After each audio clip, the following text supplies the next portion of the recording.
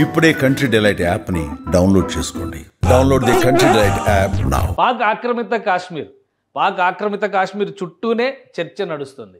భారత్ పాకిస్తాన్ మధ్య ఉద్రిక్తతలు, యుద్ధ విరమణ, అలానే కాల్పుల విరమణకు సంబంధించినటువంటి ఒప్పందాలు అన్నీ కూడా ఈ ఆక్రమిత కాశ్మీర్ చుట్టూనే ఉన్నాయి. అసలు కాశ్మీర్ కథలో ఆక్రమిత కాశ్మీర్ వాటా ఎంత? ఒకవేళ భారతదేశం అనుకున్నటువంటి లెక్కల ప్రకారం కాశ్మీర్ని తిరిగి తీసుకుంటే జరిగేటువంటి ప్రయోజనాలు ఏంటి? మరీ ముఖ్యంగా ఈ ప్రాంతానికి సంబంధించినటువంటి ఎకాలజీ బ్యాలెన్స్, అంటే ఇప్పుడు నా వెనక కనిపిస్తున్నటువంటి ఈ దృశ్యం అదే ఏ ఫారిన్ కంట్రీలోనే ఉంటే ఒక అద్భుతమైనటువంటి టూరిజం స్పాట్గా మారిపోయి ఉండేది. ఇది శ్రీనగర్ వ్యాలీ. శ్రీనగర్కి సంబంధించి కాశ్మీర్ రాజధానిగా అనేక సంవత్సరాలుగా, శతాబ్దాలుగా ఉన్నటువంటి ముఖ్యమైనటువంటి నగరం. అక్కడ ఉన్నటువంటి ప్రకృతి అందాలు ఇవి. కానీ ఈ అందాల మాటన ఒక విషాదం ఉంది. ఆక్రమిత కాశ్మీర్గా చీలికలు ఉన్నాయి. రాజకీయపరమైనటువంటి, మతపరమైనటువంటి, చారిత్రకంగా ఎదురైనటువంటి అనేక సంక్షోభాలు ఈ కథలో ఉన్నాయి. సో ఒకసారి తెలుసుకునేటువంటి ప్రయత్నం చేద్దాం. ఆక్రమిత కాశ్మీర్లో ఉన్నటువంటి పరిస్థితులు ఏంటి, ప్రస్తుతం రాజకీయ నాయకులు వేసినటువంటి అంచనాలు, ముఖ్యంగా భారతదేశం ఆశిస్తున్నట్టుగా ఆక్రమిత కాశ్మీర్ని స్వాధీనపరుచుకునేటువంటి అవకాశాలు ఎంతవరకు ఉన్నాయి, వాటిని విశ్లేషించేటువంటి ప్రయత్నం చేద్దాం. జనాభా పరంగా కానీ, దేశంలో ఉన్నటువంటి అవసరాల రీత్యా చూసినా కానీ కాశ్మీర్కి ఒక ప్రత్యేకమైనటువంటి స్థానం ఉంది. ఇది జమ్మూ కాశ్మీర్ అనగానే భారతదేశానికి శిఖరాయమానం, అంటే తల భాగంగా చెప్పుకునేటువంటి ప్రదేశం జమ్మూ కాశ్మీర్. ఓవరాల్ మ్యాప్ ఇది. కానీ లెక్కలు తర్వాత ఇప్పుడు ఉన్నటువంటి పరిస్థితుల్లో మాత్రం ఈ ఈక్వేషన్స్ అన్నీ పూర్తిగా మారిపోయినాయి. లెక్కలు అందుబాటులోకి వచ్చిన తర్వాత కాశ్మీర్ స్వరూపం ఈ విధంగా మారిపోయింది. ఒక్కొక్క ప్రాంతం ఒక్కొక్క దేశం కంట్రోల్లో, ఒక్కొక్క ప్రాంతంలో ఒక మతం ఆధిపత్యంలో ఉన్నటువంటి పరిస్థితులు ఇవన్నీ కూడా ఏర్పడ్డాయి. ఒకసారి విశ్లేషిద్దాం. 1947లో స్వాతంత్రం వచ్చినటువంటి సందర్భంలో కొన్ని సంస్థానాల్లో సమస్యలు తలెత్తినాయి. వాటిలో 4 ప్రధానమైనటువంటి సంస్థానాలు హైదరాబాద్, జునాగఢ్, కాశ్మీర్, అలానే కలాత్ సంస్థానం. అది బలూచిస్తాన్లో ఉంది. కాశ్మీర్ సరిహద్దుల్లో జరిగినటువంటి క్రమంలో, అంటే కలాత్ కంప్లీట్గా పాకిస్తాన్ లోపల ఉన్నటువంటి భూభాగం కాబట్టి దాన్ని కలిపేసుకున్నారు. అక్కడ సమస్య రాలేదు. కానీ దశాబ్దాలుగా అక్కడ స్వాతంత్రకాంక్ష పేరిట పోరాటాలు జరుగుతూనే ఉన్నాయి. కాశ్మీర్ సరిహద్దులో ఉన్న నేపథ్యంలో ఇండియాలో కొంత భాగం కలిసింది, పాకిస్తాన్ దురాక్రమణలో కొంత భాగం వెళ్ళింది, చైనా దురాక్రమణలోకి మరికొంత భాగం వెళ్ళింది. దీంతో ఇది ఒక సమస్యలమయంగా మారిపోయింది. ఒకసారి చూద్దాం కాశ్మీర్ ఆధీనానికి సంబంధించి. ఇది మొత్తంగా ఈ లొకేషన్ ఎల్లో కలర్లో ఉన్నటువంటి ప్రాంతం మొత్తం చూస్తే జమ్మూ కాశ్మీర్ అనేటువంటి రాష్ట్రం ఒకప్పుడు. ఇప్పుడు దాన్ని విభజించిన తర్వాత ఈ ప్రాంతం అంతా లడాక్ యూనియన్ టెరిటరీగా మారింది. ఈ ప్రాంతం జమ్మూ అండ్ కాశ్మీర్గా మారింది. ఇందులో ఈ వైట్ మార్క్లో కనిపిస్తున్నటువంటి ప్రాంతం కాశ్మీర్ లోయ. ఈ కాశ్మీర్ లోయకి ఉన్నటువంటి జనాభాపరమైనటువంటి ఈక్వేషన్స్, మతపరమైనటువంటి ఈక్వేషన్సే ఇప్పుడు పెద్ద ఎత్తున తీవ్రవాదానికి కారణమవుతున్నాయి. ఆ లెక్కలు మీకు మళ్ళీ వివరిస్తాను నేను. ఇక పాక్ ఆక్యుపైడ్ కాశ్మీర్ అనేటువంటి ప్రదేశంలో ఈ ప్రాంతం మొత్తం కనిపిస్తుంది. ఈ గ్రీన్ పార్ట్ అంతా కూడా, ఇందులో కూడా 2 ప్రధానమైనటువంటి భాగాలు ఉన్నాయి. ఈ ఇక్కడ వరకు ఉన్నటువంటి ప్రాంతాన్ని, ఇది కాశ్మీర్ లోయలోకి వచ్చేటువంటి ప్రాంతం, కొంత జమ్మూలో ఉండేటువంటి ప్రాంతం. సో ఈ ప్రాంతం మొత్తాన్ని ఏమో ఆజాద్ కాశ్మీర్ అని చెప్పని పాకిస్తాన్ వ్యవహరిస్తూ ఉంటుంది. ఈ 2 ప్రాంతాలనేమో గిల్గిట్, అలానే బల్టిస్తాన్ అని ఈ 2 ప్రాంతాలని ఒక సావరిన్ ఏరియా, అంటే ఆటానమస్ ఏరియాస్గా పాకిస్తాన్ ప్రభుత్వం కూడా గుర్తిస్తుంది. ఇక్కడ ఉన్నటువంటి ఈక్వేషన్స్ ఏంటి? అలానే ఈ బ్లూ కలర్లో ఉన్నటువంటి ప్రాంతం పాకిస్తాన్ ఆక్యుపైడ్ కాశ్మీర్లో నుంచి చైనాకి ఇచ్చినటువంటి గిఫ్ట్ ల్యాండ్ అనమాట అది.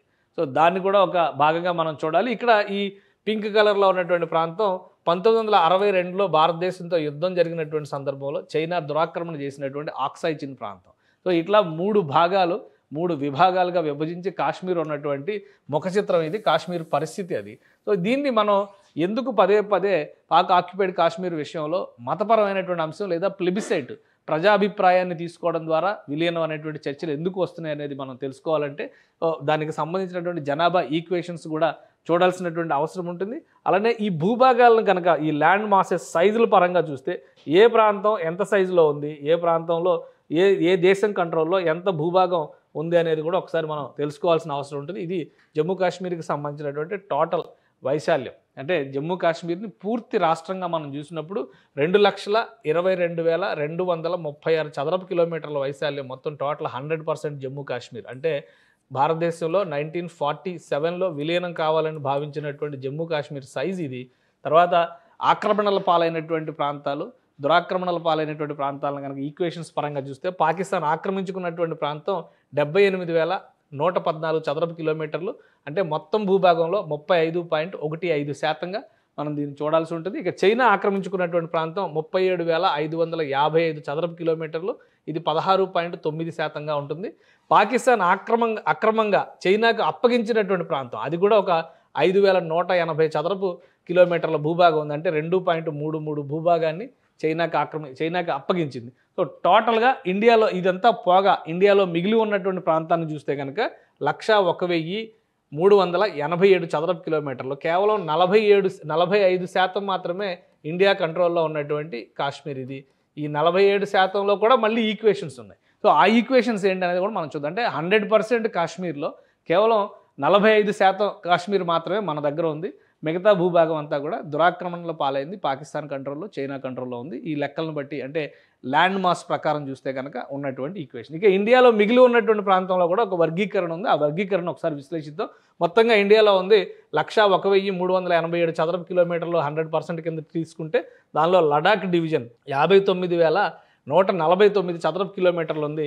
ఇది మొత్తం భూభాగంలో 58% లడాక్ డివిజనే ఉంది. అంటే మన కంట్రోల్లో ఉన్నటువంటి ప్రాంతంలో లడాక్ డివిజనే దాదాపు 60% ఉన్నటువంటి భూభాగం మన కంట్రోల్లో ఉంది. ఇక జమ్మూ డివిజన్ వచ్చేసరికి 26,321 చదరపు కిలోమీటర్లు ఉంది. దాదాపుగా ఇది 25.96%. ఈ రెండు ఈక్వేషన్స్ గుర్తుపెట్టుకోవాల్సినటువంటి అవసరం ఉంటుంది. ఎందుకంటే ఇక్కడ జనాభా లెక్కల ఈక్వేషన్స్ కూడా అక్కడ చాలా ప్రభావం చూపించేటువంటి అంశాలు అవుతాయి. ఇక కాశ్మీర్ డివిజను కేవలం 15,917 చదరపు కిలోమీటర్లు ఉంది. టోటల్ కాశ్మీర్ మన దగ్గర ఉన్నటువంటి కాశ్మీర్లో 15.7% మాత్రమే మిగిలి ఉంది. సో మొత్తంగా ఇక్కడ మతాల ప్రకారం చూస్తే కనుక కాశ్మీర్ డివిజన్ ఒక్కటి మాత్రమే మతపరంగా ముస్లిమ్స్ ప్రాబల్యం ఎక్కువగా ఉండేటువంటి ప్రాంతం అవుతుంది. మిగతా ప్రాంతాల్లో కూడా ఉంటారు, కానీ అక్కడ కొంత ఈక్వేషన్స్ ఉంటాయి. ఎప్పుడైతే కాశ్మీర్లో తీవ్రవాద సమస్య మొదలైందో ఆనాటి నుంచి అక్కడ ఉన్నటువంటి ఇతర మతాల వాళ్ళందరూ కూడా వలసపోక తప్పని పరిస్థితిని సృష్టించారు. ముఖ్యంగా కాశ్మీరీ పండితుల్ని కాశ్మీర్ నుంచి దూరం చేసేటువంటి కుట్ర జరిగింది. ఎందుకంటే ఇది డెమోగ్రాఫిక్ చేంజ్ క్రమంగా చూపిస్తే కనుక మొత్తంగా ఆధిపత్యం ఉన్నటువంటి ముస్లిం వర్గాలు ఉంటే పాకిస్తాన్కి అనుకూలంగా ఓటు వేయడానికి అవకాశం ఉంటుందనేటువంటి ఒక కుట్ర ఇందులో గత దశాబ్దాలుగా జరిగింది అనేటువంటి విశ్లేషణ కనిపిస్తుంది. సో అసలు జనాభా పరంగా చూస్తే లేటెస్ట్ లెక్కలు ఏ విధంగా ఉన్నాయి కాశ్మీర్లో కానీ, పాకిస్తాన్ ఆక్రమిత కాశ్మీర్లో కానీ. ఒకవేళ భారతదేశానికి పాకిస్తాన్ ఆక్రమిత కాశ్మీర్ ఇస్తే కూడా ప్రజానేకం సహకరించాల్సినటువంటి పరిస్థితి ఉంది. నిజానికి ఆ డెమోగ్రాఫిక్ ఈక్వేషన్స్లో అటువంటి అవకాశాలు ఉన్నాయా లేవా అది కూడా ఒకసారి విశ్లేషించేటువంటి ప్రయత్నం చేద్దాం. మొత్తం కాశ్మీర్లతో పాటు అంటే జమ్మూ కాశ్మీర్తో పాటు అక్కడ ఉన్నటువంటి ఇతర ప్రాంతాలను కూడా మనం ఒకసారి పరిశీలించి చూస్తే కనుక ఇది టోటల్ పాపులేషన్ ఈక్వేషన్స్, ఆ ప్రాంతాల్లో ఉన్నటువంటి జనాభా లెక్కలు. ఇది people in Jammu speak Hindi, Punjabi and Dogri. Kashmiri valley people speak Kashmiri. అంటే వీళ్ళకి ఎక్స్క్లూజివ్గా కాశ్మీర్ ఎథ్నిసిటీ అనేది అక్కడ ప్రభావం చూపిస్తూ ఉంటుంది. People in the sparsely inhabited Ladakh speak Tibetan and Balti. ఇది కూడా గుర్తుపెట్టుకోవాలి. అంటే భాషాపరమైనటువంటి భేదాలు కూడా కాశ్మీర్లో ఉన్నాయి అనేది మనం అర్థం చేసుకోవడానికి. తర్వాత the population of Indian administered union territories of Jammu Kashmir and Ladakh is combined of 1,25,41,302. అంటే ఇక్కడ ఉన్నటువంటి ఇండియన్ అడ్మినిస్ట్రేషన్లో ఉన్నటువంటి జనాభా ఇది. సో మొత్తం మన దేశ పరిధిలో ఉన్నటువంటి జమ్మూ కాశ్మీర్ జనాభా ఎంతంటే 1,25,00,000. యావరేజ్గా మనం లెక్కేసుకుని చూస్తే 1,25,00,000 జనాభా భారతదేశం కంట్రోల్లో ఉన్నటువంటి కాశ్మీర్లో ఉన్నటువంటి జనాభా. అలానే మిగతా పాకిస్తాన్ ఆధ్వర్యంలో ఉన్నటువంటి కాశ్మీర్లో, పాకిస్తాన్ అడ్మినిస్ట్రేడ్ టెరిటరీ ఆఫ్ ఆజాద్ కాశ్మీర్, దానిలో ఒక 40,45,366 మంది ఉన్నారు. అలానే గిల్గిట్ బల్టిస్తాన్, ఈ రెండింటిని కూడా సపరేట్గా ట్రీట్ చేస్తుంది కాబట్టి పాకిస్తాన్ గిల్గిట్ బల్టిస్తాన్లో, ఎందుకంటే ఆ రెండింటిని కూడా కలిపితే మళ్ళీ కొత్త సమస్యలు వచ్చేటువంటి ప్రమాదం ఉందని, బలూచిస్తాన్లా కొత్త సమస్య ఎదురవుతుందనేటువంటి ఉద్దేశంతోనే కాశ్మీర్ అక్కడ పాకిస్తాన్ ఆక్రమిత కాశ్మీర్లో 2 విభాగాలు చేసుకుంది పాకిస్తాన్. సో గిల్గిట్ బల్టిస్తాన్లో ఉన్నటువంటి లెక్కలు చూస్తే కనుక 14,92,924 మంది అక్కడ ప్రజానేకం ఉన్నారు. అంటే ఇది ఇక్కడ 14 లక్షల మంది ఉన్నారు, ఇక్కడ ఒక 40 లక్షల మంది ఉన్నారు. సో మొత్తంగా చూస్తే కనుక ఒక 55 లక్షల జనాభా పాకిస్తాన్ ఆక్రమిత కాశ్మీర్లో ఉంది. కానీ భారత ఆధీనంలో ఉన్నటువంటి కాశ్మీర్లో మాత్రం 1,25,00,000 మంది జనాభా ఉన్నారు. సో ఇక్కడ మతపరమైనటువంటి ఈక్వేషన్స్ పెద్ద ప్రభావం చూపిస్తాయనేటువంటి అంచనాలు ఉన్నాయి. అలానే ఆ ఈక్వేషన్స్ ఎలా ఉన్నాయో కూడా ఒకసారి మనం చూద్దాం. ఇండియన్ అడ్మినిస్ట్రేడ్ కాశ్మీర్లో ఉన్నటువంటి దానిలో ఇక్కడ కాశ్మీర్ వ్యాలీలో 4 మిలియన్లు అంటే 40 లక్షల మంది ఇక్కడ 95% ముస్లిం పాపులేషనే ఉంది. ఇక్కడ ఉన్నటువంటి జనాభా 40 లక్షల మందిలో 95% కేవలం కాశ్మీర్ వ్యాలీలో ముస్లిమ్స్ మాత్రమే ఉన్నారు. కానీ వాళ్ళందరూ కూడా భారతదేశంతో ఉండడానికి ఆసక్తి చూపిస్తున్నారు. ఇప్పుడు జరుగుతున్నటువంటి ఉద్రిక్తతల నేపథ్యంలో కూడా అనేక మంది కాశ్మీరీ ముస్లింలు భారత అనుకూల వాదనని వినిపించారు. ఇక్కడ ఉన్నంత ప్రశాంతంగా ఆజాద్ కాశ్మీర్ అని చెప్తున్నటువంటి ప్రాంతంలో ఆజాదీ కూడా లేదు అనేటువంటి విమర్శల్ని నేరుగా చేస్తున్నారు.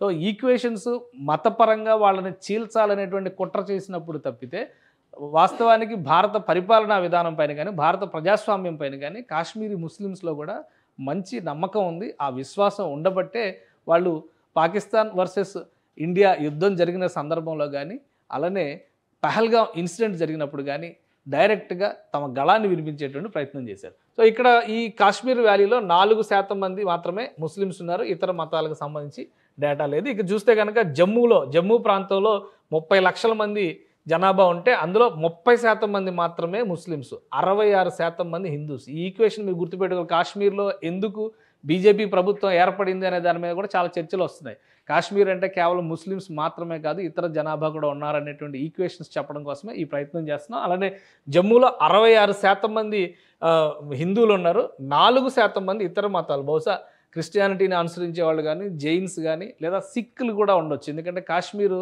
పంజాబ్ బార్డర్ స్టేట్స్ విభజన వలన జరిగినటువంటి నష్టం వలన వీటి మధ్య అనుబంధం తెగిపోయింది. ఇంకా చెప్పాలంటే జమ్మూ డివిజన్లో కూడా చాలామంది ఛత్తీసింగ్పురా లాంటి ప్రాంతాల్లో సిక్ మతానికి చెందిన వాళ్ళు చాలామంది కూడా ఉన్నారు. వాళ్ళందరూ ఊచకోతలు చేసిన సందర్భాలు కూడా ఉన్నాయి. మనం అనేక హెడ్లైన్స్లో కూడా ఆ న్యూస్ చూసాం.